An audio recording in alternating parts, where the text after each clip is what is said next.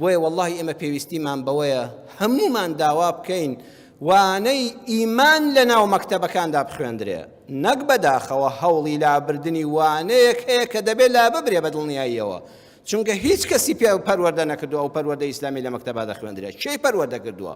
تەلەبەی وا لێ کردووە ڕقی لەوانەی ئاینیش بێتەوە. کام مامۆستایی کە هیچ شارەزایی لە ئاینانێ دەدرێ بەو مامۆستای ئاین بۆ خۆی نوێژ ناکات لە ئەژنۆی بەرەو سەر ڕووتە.